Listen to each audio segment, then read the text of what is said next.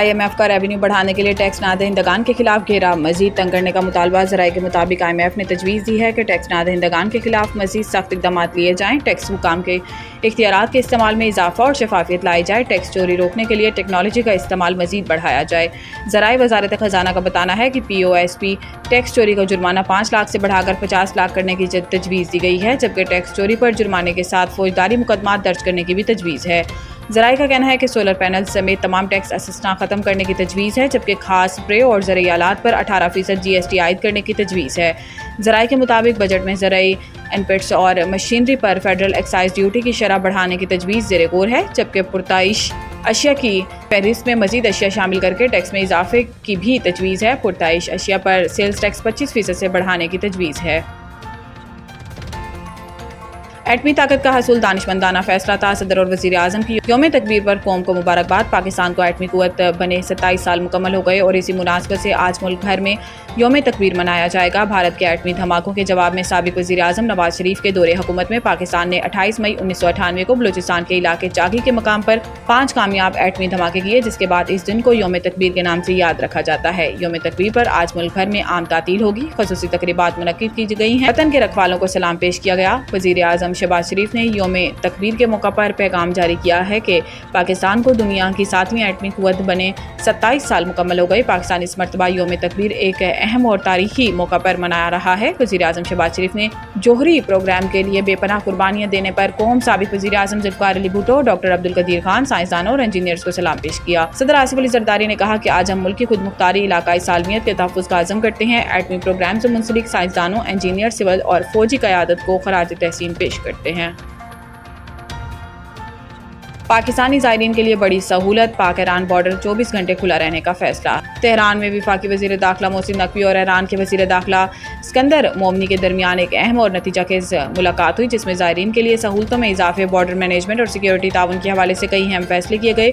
ملاقات کے دوران دونوں ممالک نے اربعین اور محرم الحرام کے دوران زائرین کے لیے پاک ایران بارڈر 24 گھنٹے کھلا رکھنے پر اتفاق کیا، جو لاکھوں زائرین کے لیے ایک بڑی سہولت ہے۔ ایرانی وزیر داخلہ نے اعلان کیا ہے کہ ایرانی حکومت 5000 پاکستانی زائرین کو مشہد میں قیام و طعام کی سہولتیں فراہم کرے گی، جبکہ بارڈر سے عراق تک زائرین کے لیے خصوصی انتظامات بھی کیے جائیں گے۔ دونوں وزرائے داخلہ نے زائرین کے مسائل کے فوری حل کے لیے ہاٹ لائن کے قیام کا فیصلہ بھی کیا، تاکہ باہمی رابطہ مؤثر اور تیز رفتار بنایا جا سکے۔ محسن نقوی نے ایرانی حکومت کی جانب سے زائرین کی سہولتیں فراہم کرنے پر شکریہ ادا کیا اور کہا کہ ہاٹ لائن کے قیام سے مسائل کو فوری حل کرنے میں مدد ملے گی۔ اسامہ کی ہلاکت کے وقت ایوان صدر میں ق لیگ کے ساتھ شراکت اقتدار کا معاہدہ ہو رہا تھا۔ کتاب میں صدر زرداری کے اس وقت ترجمان فرحت اللہ بابر نے لکھا ہے کہ معاہدے کو 2 مئی کی رات 1:30 بجے کے قریب حتمی شکل دی گئی۔ اس وقت امریکی نیوی سیلز ملک دراندازی اور کمپاؤنڈ پر چھاپہ مار رہے تھے، اسامہ بن لادن کو ہلاک کر رہے تھے اور اس کی لاش کے ساتھ فرار ہو رہے تھے۔ دنیا کو یہ بتا رہے تھے کہ انتہائی مطلوب دہشت گرد پاکستان میں ایک فوجی چھاؤنی میں چھپا ہوا تھا۔ فرحت اللہ بابر کے مطابق صدر مملکت کے ADC اسکواڈرن لیڈر جلال کو جب یہ پتہ چلا کہ ایبٹ میں ایک ہیلی کاپٹر گر کر تباہ ہوا تو انہیں کسی غیر معمولی واقعے کا اندازہ ہوا۔ ان کے خیال میں رات کے وقت پہاڑی علاقے میں ہیلی کاپٹر کی موجودگی مشکوک تھی۔ اس کے باوجود جلال نے صدر کو فوری طور پر مطلع نہ کرنے کا فیصلہ کیا تاکہ ملنے والی معلومات کی تصدیق کی جا سکے۔ اسی دوران آرمی ہاؤس کے سوئچ بورڈ آپریٹر نے فون کر کے بتایا کہ آرمی چیف ایوان صدر جا رہے ہیں۔ امریکی صدر اوباما نے بھی زرداری کو فون کیا تھا۔ پنجاب اور KP میں طوفانی بارشیں، مظفر آباد میں کلاؤڈ برسٹ، مختلف حادثات میں 6 افراد جاں بحق۔ راولپنڈی اور اسلام آباد میں آندھی اور طوفان کی وجہ سے کئی مقامات پر درخت اور بجلی کے کھمبے گر گئے۔ ادھر پشاور میں بھی آندھی اور بارش ہوئی، جس کی وجہ سے درخت اکھڑ گئے، سولر پینلز اور گاڑیوں کو بھی نقصان پہنچا۔ اٹک میں آندھی اور گرج چمک کے ساتھ بارش ریکارڈ کی گئی، جبکہ مظفر آباد میں کلاؤڈ برسٹ سے 3 افراد جاں بحق، متعدد مکانات اور مسجد کو نقصان پہنچا۔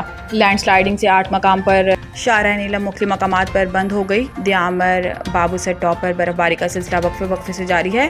چلاس میں بارش اور لینڈ سلائیڈنگ سے شاہراہ اقرا کرم، دیامر اور لوئر کوہستان کے مقام پر بند ہے۔ خیبر پختونخوا کے مختلف شہروں میں یالہ باری اور بارش سے ندی نالوں میں طغیانی آ گئی، جبکہ KP میں مختلف حادثات میں 3 افراد جاں بحق اور 7 افراد زخمی ہو گئے۔ پنجاب میں ٹریفک قوانین کی خلاف ورزی پر جرمانہ 10 گنا تک بڑھانے کا اصولی فیصلہ کیا گیا ہے۔ وزیر اعلیٰ پنجاب مریم نواز کی زیر صدارت خصوصی اجلاس میں فیصلہ کیا گیا ہے کہ کم عمر بچوں کی ڈرائیونگ پر والد ذمہ دار قرار اور مقدمہ بھی درج ہوگا۔ گاڑی سے باہر خطرناک انداز سے لٹکتے سریا وغیرہ پر گاڑی بند کر دی جائے گی اور ون ویلنگ یا خطرناک طرز کی ڈرائیونگ پر مقدمہ درج کیا جائے گا۔ بڑے روڈز کے اطراف میں سامان سے لدی ٹرالیاں کھڑی کرنے پر پابندی لگانے پر بھی اتفاق، خراب یا بند ہیڈ لائٹس کے ساتھ ڈرائیونگ پر سخت کارروائی ہوگی۔